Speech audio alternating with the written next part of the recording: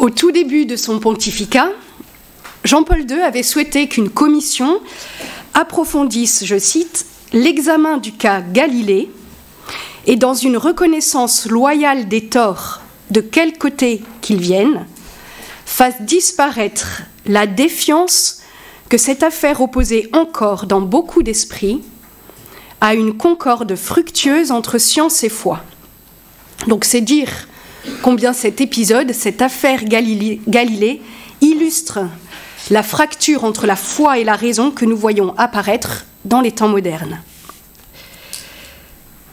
Face à la véritable révolution scientifique qu'a constituée la naissance de la science moderne, comment l'Église allait-elle réagir ?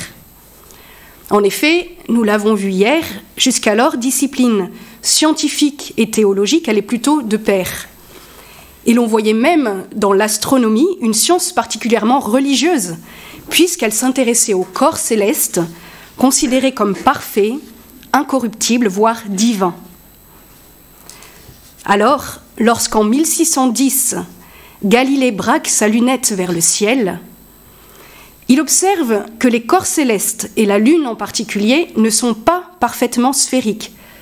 Il observe des montagnes sur la Lune ou des taches sur le Soleil. Cela nous semble évidemment aujourd'hui d'une grande banalité, mais ce ne l'était pas pour les anciens. Au point que certains ont pensé que Galilée avait un défaut sur sa lunette. On put y voir, sinon la preuve, au moins un signe fort que le monde céleste ressemblait fort au monde terrestre, et que l'inverse aussi était vrai. Si des lois mathématiques que l'on avait déjà mis en évidence auparavant avec Copernic ou Kepler régissaient les corps célestes, alors il devait en être de même pour les corps terrestres. Avec la mathématisation du monde naissait la science moderne. Mais là encore, science et foi semblaient plutôt intimement liées. Pourquoi ? Eh bien, les mathématiques ne sont-elles pas le langage de Dieu ? Les ennuis commencèrent vraiment lorsque les résultats des uns semblèrent s'opposer aux enseignements des autres. Alors, où était la vérité ?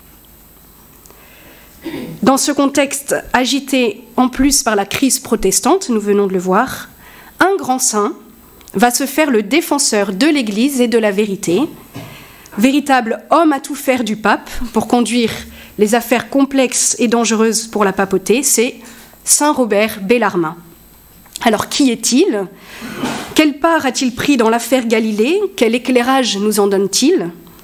La foi s'oppose-t-elle réellement à la science moderne ? C'est ce que nous allons essayer de voir dans ce petit enseignement. Alors, qui est saint Robert Bellarmin ? C'est probablement le jésuite qui a servi avec le plus d'humilité et de loyauté le plus grand nombre de papes. Pour saint Pierre Canisius, dont nous venons de parler, il incarne un des aspects fondamentaux de l'activité de la Compagnie de Jésus, à savoir le service intellectuel de l'Église. Voici comment Benoît XVI le présentait dans sa catéchèse du 23 février 2011. Né le 4 octobre 1542 à Montepulciano, près de Sienne, Robert est le neveu du côté de sa mère du pape Marcel II.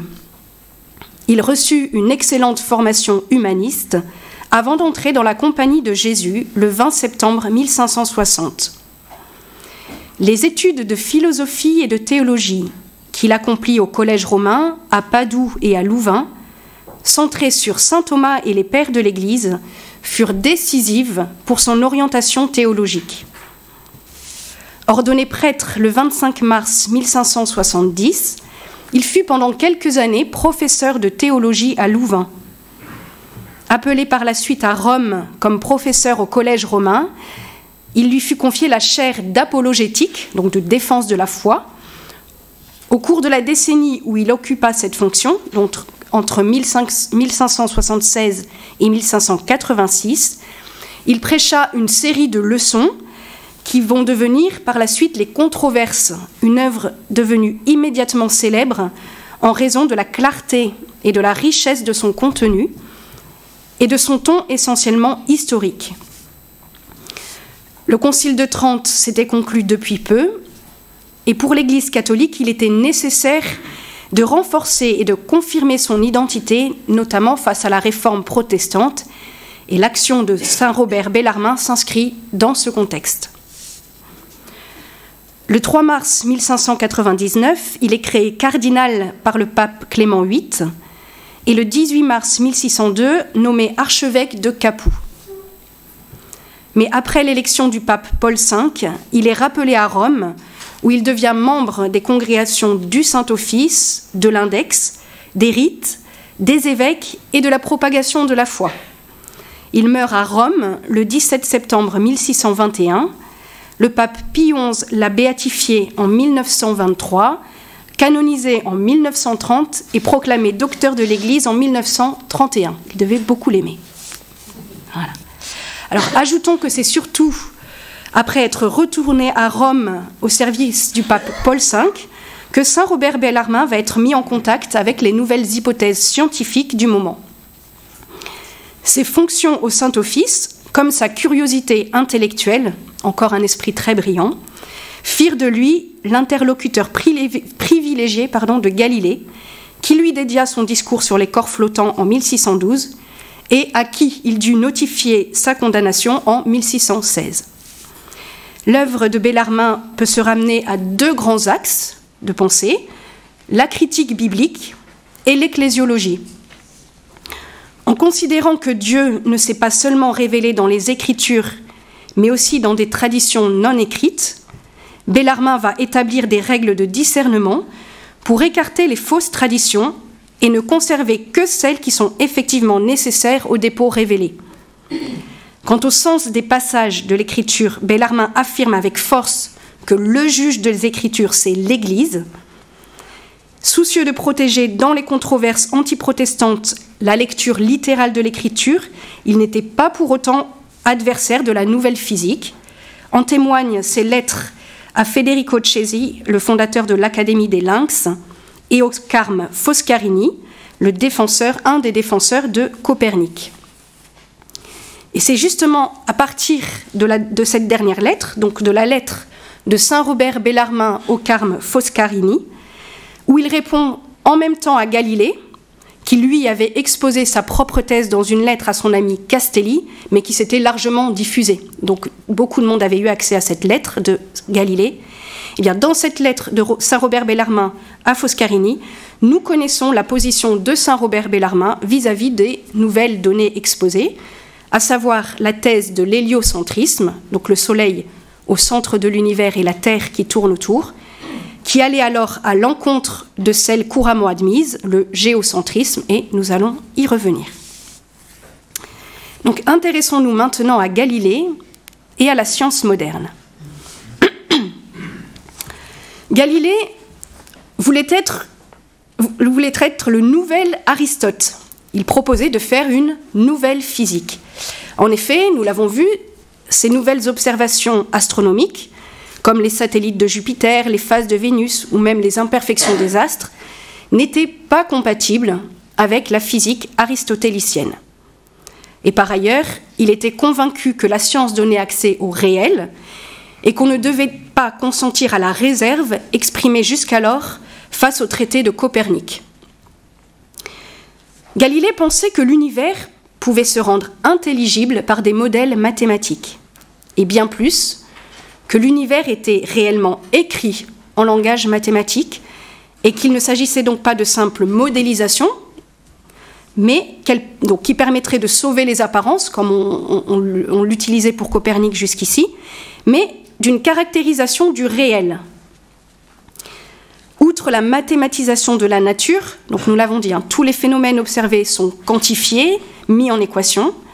La science moderne qui l'initie passe d'une méthode plutôt déductive, donc du général au particulier, à une méthode inductive, donc du particulier au général, au moyen de l'expérience. Ça va être une des clés de cette science moderne. Il ne s'agit donc plus d'observer seulement, mais d'expérimenter à partir d'une théorie préalable, et l'expérience viendra confirmer ou corriger cette théorie. La science moderne, dit-on, ne veut connaître les phénomènes et leurs causes que depuis l'expérience, et non plus selon les arguments verbaux de la scolastique, de l'avéroïsme ou de l'aristotélisme.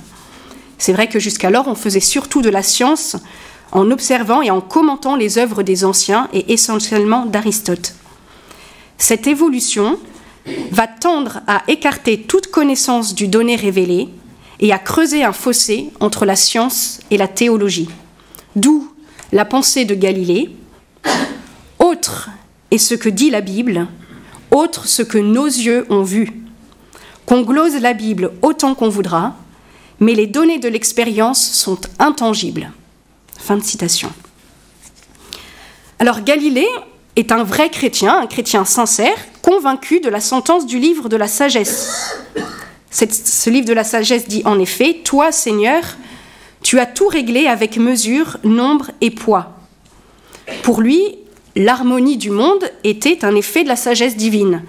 Mais il proposait aussi un renouvellement de la lecture de l'Écriture, en privilégiant une lecture spirituelle, c'est-à-dire dont les leçons serviraient essentiellement pour la vie de l'âme, sans y chercher des enseignements sur le monde observable. Pour lui, les sciences naturelles permettaient d'aboutir à des certitudes telles qu'en cas de conflit avec des formulations bibliques ou dogmatiques, ces dernières devaient s'effacer devant l'observation et la démonstration scientifique. Donc vous imaginez bien la révolution que sa pensée a pu produire dans la chrétienté, alors que la vision du monde tirée de la Bible, donc en particulier le géocentrisme, était souvent présentée comme une vérité absolue. Galilée n'entendait pas cependant contredire la vérité de l'Écriture. Pour lui, Dieu, en tant qu'auteur de l'Écriture et législateur de la nature, ne pouvait pas se contredire lui-même. Le vrai ne contredit pas le vrai. Mais si une contradiction apparente se présentait, c'est qu'une erreur avait dû se glisser dans leur interprétation. Et les sciences naturelles, loin de s'opposer à l'écriture, permettraient alors même d'en saisir le vrai sens. Que répondit saint Robert Bellarmin ? Alors celui-ci avait bien perçu le véritable enjeu du débat, qui touche à la fois à la nature de la science et à celle du message de la foi. Il faut tenir les deux. Alors il souligna d'abord que l'hypothèse copernicienne n'était pas encore démontrée et que, en l'état des connaissances, elle semblait incompatible avec la physique de l'époque et les vérités d'ordre cosmologique ou astronomique que paraissait contenir l'écriture. Aussi, leur exposé pouvait nuire à la foi en faisant apparaître comme fausses les saintes écritures et il fallait donc être prudent. Pour autant, il reconnaissait sans restriction aucune la valeur de la raison et de la science acquise par les hommes. Et devant une vraie démonstration des hypothèses nouvelles, il faudrait, écrivait-il, procéder avec beaucoup de circonspection dans l'explication des Écritures qui paraissent contraires à cette assertion, et plutôt dire que nous ne les comprenons pas que de dire que ce qui est démontré est faux.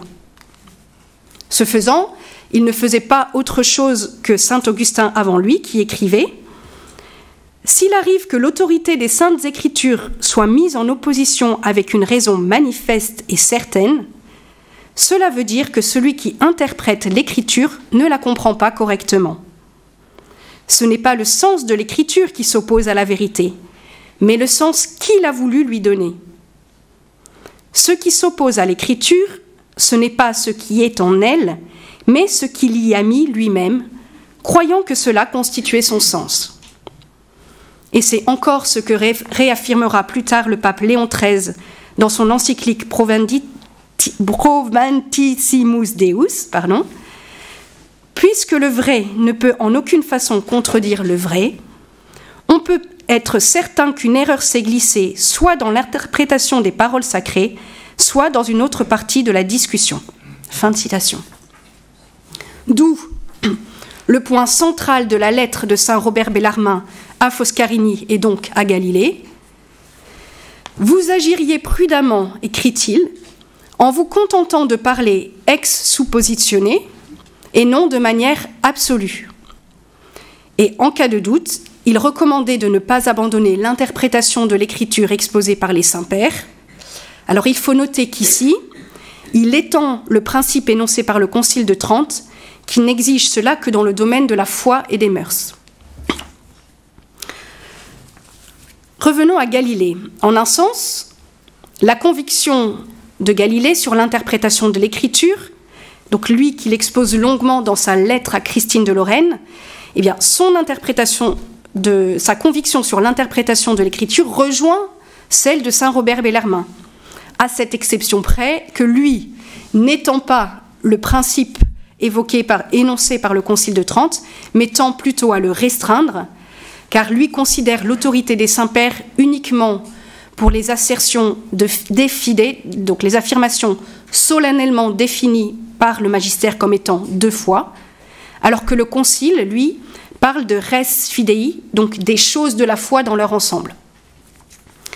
Mais Galilée voulut aller plus loin, en enjoignant aux théologiens de réfuter eux-mêmes la thèse de l'héliocentrisme s'ils ne la jugeaient pas conforme à l'Écriture, alors que lui-même n'avait pas encore réussi à prouver de manière irréfutable la double mobilité de la Terre, et que ses essais dans ce sens comportaient en outre des erreurs scientifiques.